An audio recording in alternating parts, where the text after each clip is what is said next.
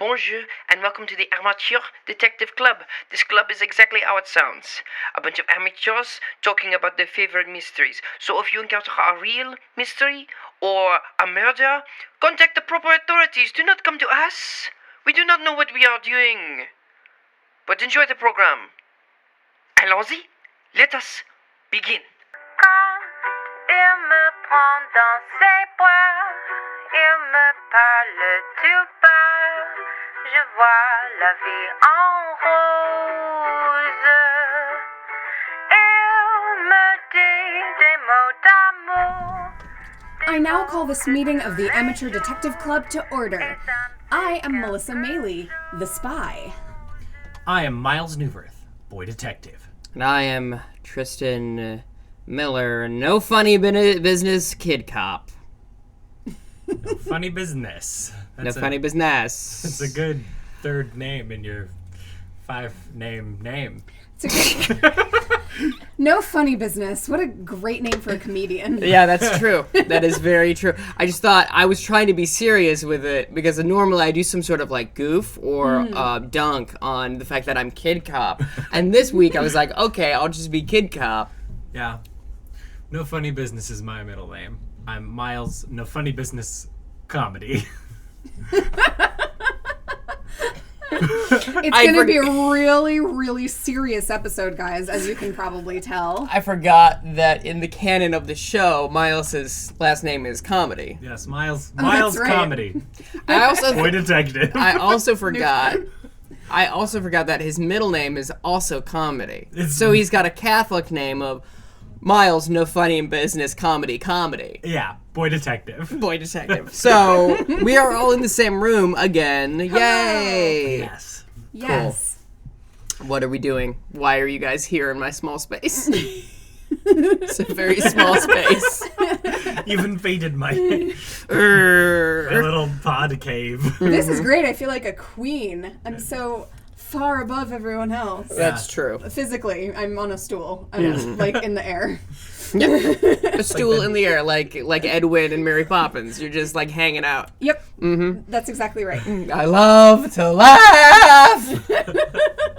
I didn't appreciate that scene as much when I was a kid as I do when I'm an adult. Absolutely. There's some very dark humor in Mary Poppins. Yeah, that there is slighted. is. Like there's like at one point someone is like, oh, maybe the father killed himself, and one of the maids goes, yeah, there's a great bridge off of such and such road, and it's just like, Jesus! Yep.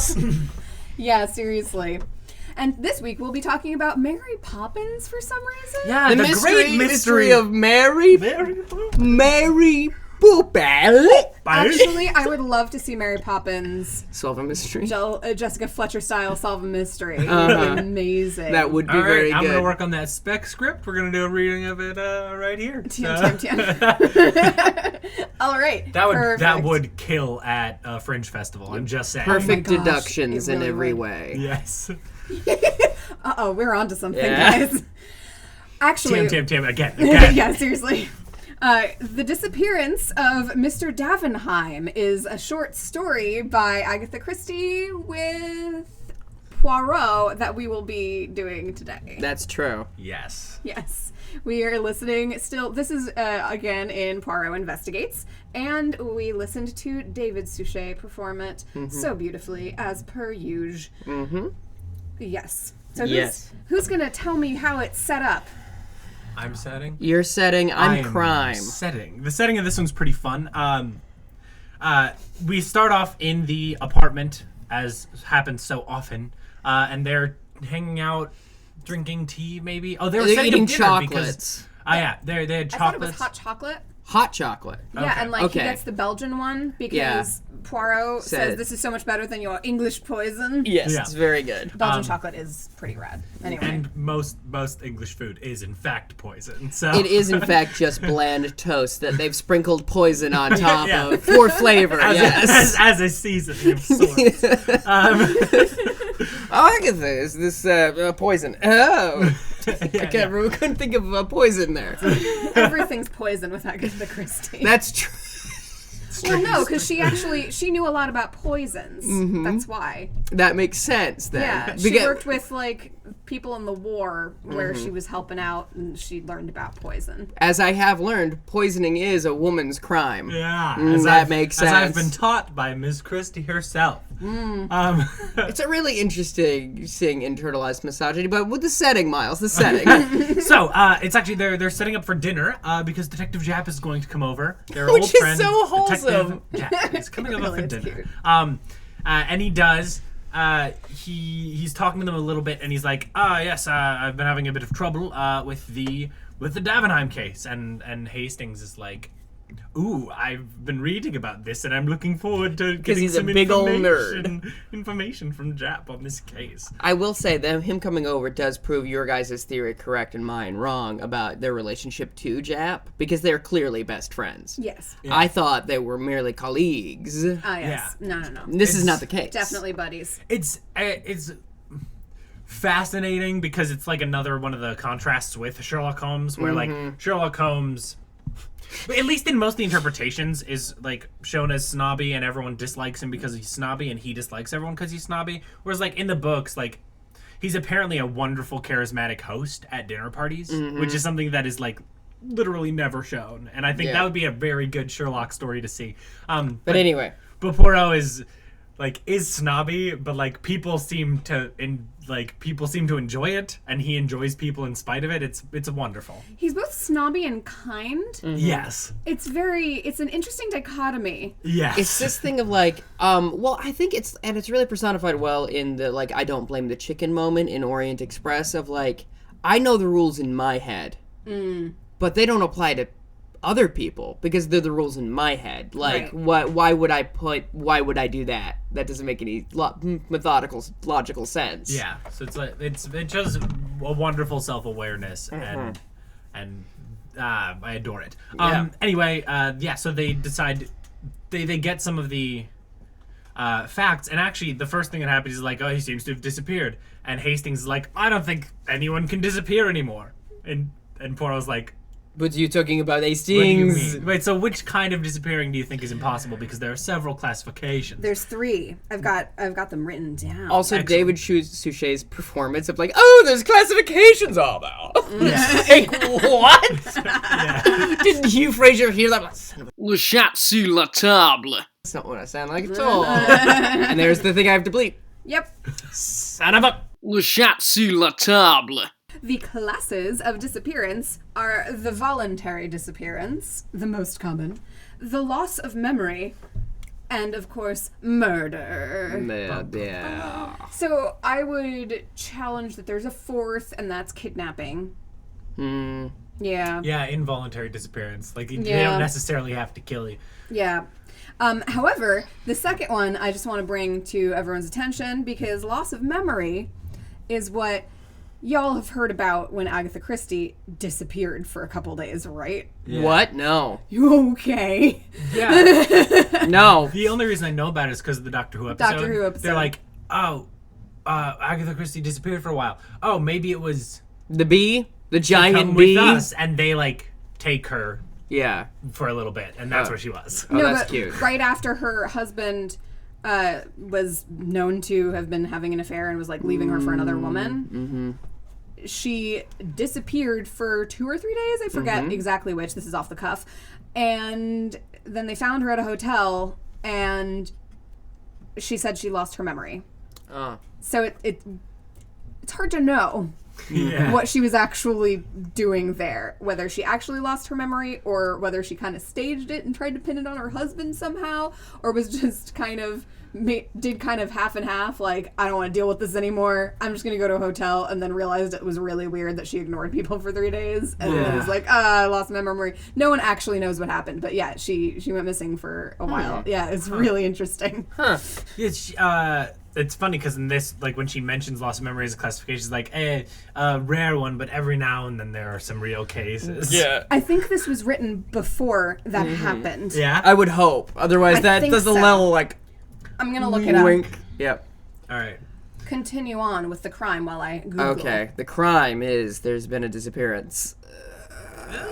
That's basically it. I'm sorry. That is the crime. There's one more thing. So like before That's Jap not even a explains the crime. Is that a details. crime? Well, what are the circumstances Well, around it? yeah. Well, how did it happen? Also, one more important thing in the setting is they're when they're talking about it, Jab is like, well, this disappearance is pretty good. He seems to have vanished. And Poirot's like, someone could disappear if they're a man of method. And they're like, well, the guy we have on it can find him for sure. He's gonna look at all the footprints and all the that sort of thing. He's gonna lick some salt. Yeah. He's gonna figure some stuff out. Yeah, and Poirot's like, this is all unnecessary. Well, you need all the grey cells. And Jab's like, you don't mean to say you could solve the whole thing without leaving your chair, do you? Poirot's like, of course I do. That is exactly what I mean. What do you think? What are you thinking? And Jab is like, I'll bet you a fiver that you can't. I'll tell you all the case details, and you tell me where Davenheim is. And And spoiler Poirot's like, alert. I will do it. Of course I will do it. I can't believe that after all this, Hastings and Jap are still like, nah, he can't do that. I know. Well, like, it's this thing though. It's like this is like what we're 5 short stories deep. So there's been This is the 9th one. 9th. Okay, that is a little odd. I think to be honest, I think a lot of it is also like it's fun Sure. because like it's way more he's not gonna do it unless you poke him. Like, because he's an old man, and he's just like, I want to harvest vegetable macros and sit in my chair. And then it was like, bet you can't do this thing, you clearly can. I can. Of course, what do you mean? Sure, yes. I've been tricked again! And I love Did it. that, but we also do have Hastings, our narrator, That is saying, dunking on him, and he doesn't have to the reader. He can be does, like, yeah. ha ha, we played a trick on Poirot, so That's he'll true. investigate this. It's really funny. Well, I mean, I think... I think it's Hastings half is what stupid. Tristan said and half, Hastings yeah. is an idiot. Well, that's true, too. Just no pattern recognition. Like, Poirot's very lucky. Like, what are you talking about? So I looked it up, and Poirot Investigates was originally published in March 1924, and her disappearance was in 1926. So this Okay. was published before she went missing for a few days. Okay, cool. Wild. Cool. So the crime is a disappearance, and it's this woman's husband has gone missing, and she apparently was described as not a bright person, which is kind of an unfortunate thing. Yeah. Like, why you got... Okay, that's fine. But just kind of inconsequential, I Really? think, is what Yeah. they're kind of getting at with that. Yeah, they're like, we don't know. She doesn't know anything. She's fine. She's fine. So, I can't remember exactly, like, I listened to this twice and I had a really hard time. Like, I can tell you what happens at the end of the story really well, but when it comes down to the... Sure. Yeah. Let me help with that. It was a weird way to kind of, like, give us the details, because it did all happen from the Poirot's living room. We just Yeah. had Jap come in and tell them. Yeah. Sure. Well, the circumstances, basically, he went out to his country house, and, they were hanging out. And the boat. Right, and then he told his wife he was headed out and that he would be back because he was expecting someone, and then he walked out and totally disappeared. Yes. So that actually leads to suspect. Yes. The main suspect is Mr. Lowen, who is... So Davenheim is a bankman. Bankman. Banks. Time. Yes, so Davenheim had some... I don't know, he was kind of at odds with Mr. Lowen because... Mr. Lowen had got the better of him in some business deals or something like that. Mr. Lone? They were doing some business. Business in the business store. He beat him at business. I don't know how it works. Yeah, see, my brain, the way my brain works, I hear finance and business things, and it just kind of goes a little fuzzy. Yeah. So, you've out-businessed me, sir. Beans. So His 3 people have no concept of what CEOs do. Yeah. I don't. Golf? So they were so Davenheim was probably a bit grumpy with Mr. Lowen.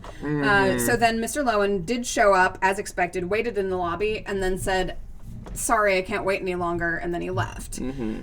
Bye. Yeah. And then there was a safe.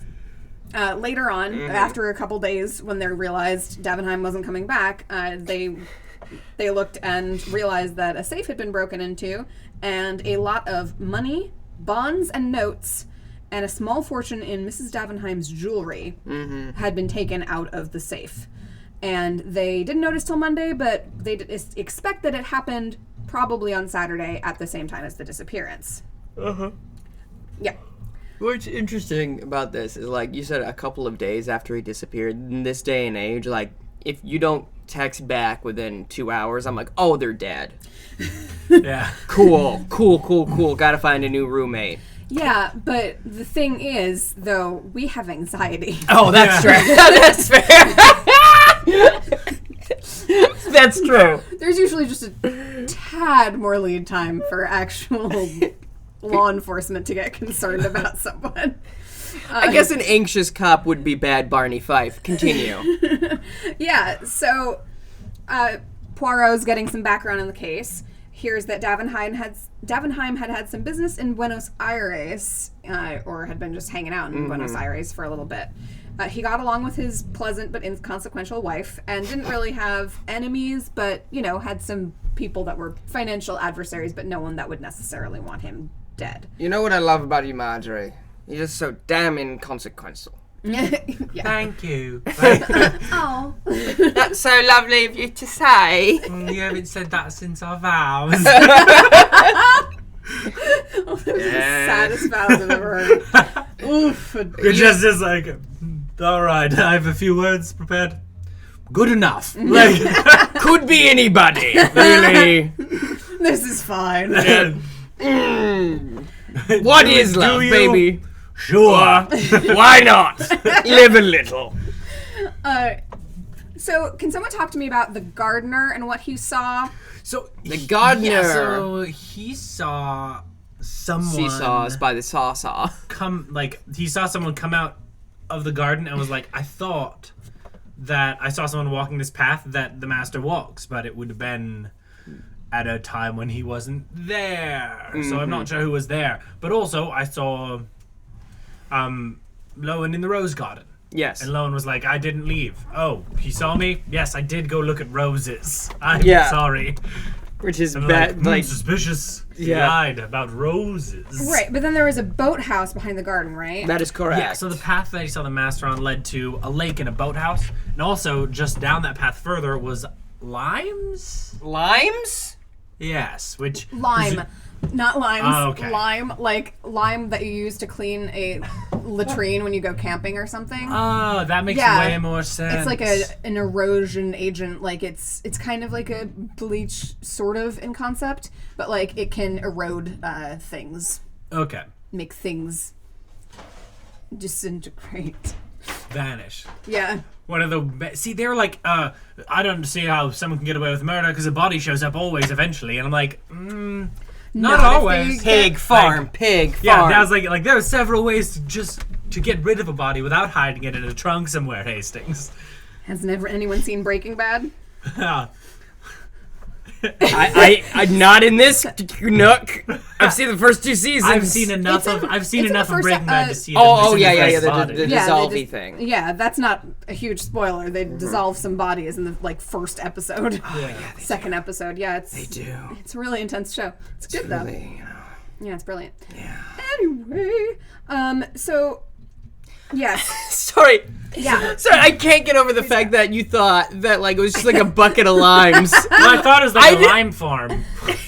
Yeah, Those in pesky England. limes, those bodies just disappear. Just Got a- liming we got around. a lime There's orchard. just too many limes. I can't find this body. Yeah, I didn't know. Just buried in the I'm limes. allergic to citrus. Hastings, you're gonna have to do this one. I'm sorry. Terribly sorry. Is this when they catch the petty criminal? Yeah. Okay, so there's this Suspect. guy. He's a suspect too. His name is Billy. Didn't catch his last name. Callett, maybe? Mallet? No, nope. Mallet sounds wrong. Goddamn. No. No. Bad. So, yes, Billy. We'll call him Billy. This guy, Billy, who has close cropped hair and is clean shaven, I believe. Yes. He gets into a fight With a police officer. with a police officer, and it was discovered, and basically they take him to prison. It was discovered that he had pawned a ring that belonged to Davenheim the day before. Yes. Billy says that he saw a guy throw the ring, like someone just like, I don't know, looked out the window of his car and like just tossed the ring over. And so then Billy was like, all right, well, I guess I'm pawning this thing. Gonna get drunk tonight. Gonna get drunk tonight. Yeah. And I'm a little fuzzy on this. Okay. Because Lowen was suspected of being the person who tossed that ring. Yeah. For reasons. So Billy was following Lowen apparently, and then he was hiding in the ditch and saw him throw the ring. So he the person he described as throwing the ring away was Lowen's description, and so they're like, oh, so Lowen had the ring because he murdered him. Or something. He murdered Davenheim. And so, of course, Hastings is like, well, that must be it. That's gotta be it. And Poirot's like, oh, no. Did we get to the clothes? Not yet. Okay. Yeah. Davenheim's clothes. You do it. Okay, That's your Davenheim's thing. clothes. They appear in some water, a body of water. Yep. And they're like, oh, but this is even more confusing, quite frankly. Yes. And it's, isn't it the body of water where the boathouse is? Yeah. Yeah, there's like a lake. There's a lake by the boathouse.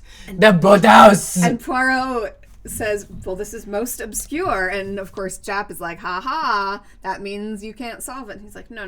This gives me great hopes of solving it. If a thing is as clear as daylight, mistrust it. Someone made it so. Yep. On a related note of boats, I saw this tweet of a boatload of boats is just one boat. Yep. And I was very pleased. I can't remember who said it. It's very good. Huh. Yeah. I know. He's like, yeah. a boatload of boats is just one boat. Yep. Wow. That does not boat well. So. Makes you think. Oh. Oof. Okay. Oofa doofa. So, yes. Where'd you get that loofah? Well, it is hard to find a good loofah. So, they're very in order to loofah. find them, Is this when glad we're doing this. is this when Poirot asks? You shattered the backboard on that. Jeez.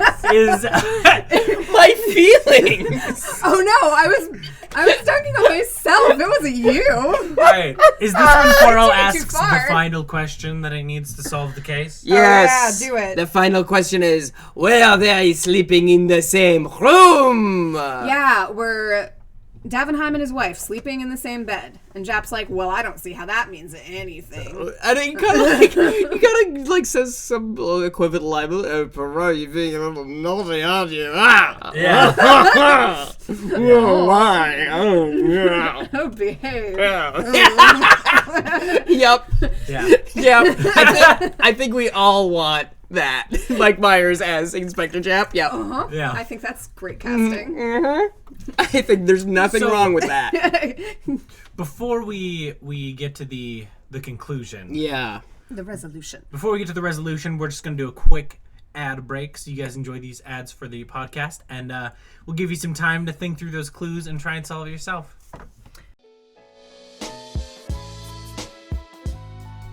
Hey Tristan, Hey, Christina. do you like anime? I don't know. Do you like me?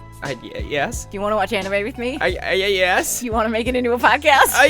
Yes. Great! What's it gonna be called? It's called the Animazing Podcast. When it comes out? It comes out every Saturday. Bye! The conclusion. Did you figure it out? Did you? I didn't. Oh wait, but I did read it. So Oh, that's good. Otherwise, this would be a really anticlimactic end to this podcast episode. We still have no we idea. have no idea. The world may never know. Thank you for joining Someone us. please again. tweet at us and tell us what It's happened, like because we have every- not a clue. Tweet us your ideas for how the case happened. Like every episode of any Bigfoot thing. I'm like, oh, I guess we could have found him, but we didn't. Oopsie. Maybe he's there still. Who can say what is truth? Yes. Please send us your fuzzy pictures So, at 555 Cool Street. No, here's my thing. A fuzzy pictures, like, are the textures? Yes. yep. It's Yeah. like black velvet prints. Yeah, exactly like that. I've forgotten. I'm a Bigfoot. Please send us those. Please, if you actually, we will. That would be DM great. us. Please, If I you- want a bunch of those. I have a sweet black light that I haven't been able to use in a while. Oh, I did have a black light in my room when I was a teenager. Oh, same. I didn't, but my brother did. And he's also probably listening to this, so. Cool. Do you still have a blacklight, brother? Never mind, you can't answer. So what happened? So what did happen? Oh, it's me? Yeah, it is. Basically, the guy Billy was Davenheim the whole time. Yes. He had long hair and a beard, and then he cut it and shaved and disguised himself and assaulted a police officer to guarantee an alibi that he would be in jail. Yeah, so he basically went to jail on purpose so that he could get this all figured out. And he had spent some time in prison, not Buenos Aires. Right. Yeah. Establishing this character that he created before. Invented a criminal character. It was, oh god, it's really well planned. Yeah, though. it's My super goodness. cool. And the reason that Poirot wanted to know if they had been sleeping in the same bed, not Billy and Davenheim. not Billy and Davenheim. Oh, but, yeah, they had though. They had though. Because they're the same person. But, of course, Davenheim and his wife was because it would be really hard. Because he, of course, had already shaved his beard and cut his hair. But he had to wear false ones around all the time to maintain the fact that Davenheim had this look so that no one would suspect TM. that he look with a capital L. No one would suspect him being the same person as this Billy character. So, but it's very hard when you're sleeping to sleep with a fake beard and hair, which actually, I mean, that tracks. Yeah, that's true. Yeah. So I've done it. It's hard. It's very difficult. Yeah.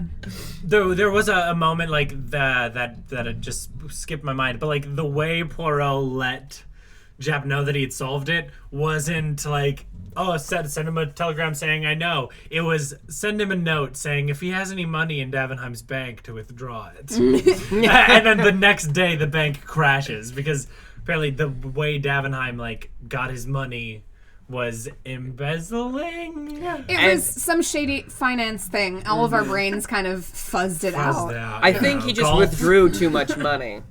Yeah, I something think they like said- I think he just robbed a bank. They said like a crime he had done, like a, Yeah, a he- corporate crime. I just forget what it was. He did a shady finance thing. That's all we know. Money magic. He did some money magic that was not so great, and that's why, and of course he had broken into the safe. He was planning the whole thing the whole time. Yeah.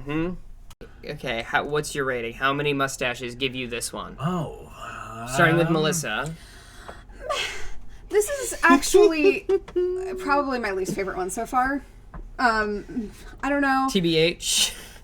TBH, it's 2.5, I guess. Like, the premise of him solving it in his chair is kind of neat, but they sat in the chair and solved the case. Yeah. And it was about a bad bank man, and I hate that. I hate those people. Yeah. I think I'll go to like 2.5 as well. Just because like there are things I liked. Like overall, it was like I didn't hate it, but it's certainly not one of my favorites. And like I like the interactions with Jap. I thought they were very nice. That was fun. I like at the end he gets the $5 from Jap and he's like, what will I do? I feel bad taking money from such a child. He's like a child. I know we will go to dinner together, and it's so wholesome and I love it. Like a 1 or a 2. Yeah.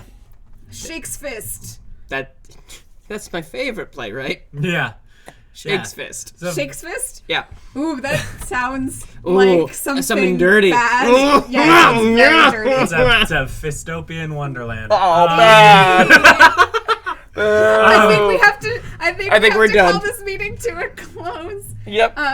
Meeting adjourned. Gavel sound. Oui pour moi, moi pour lui dans la vie.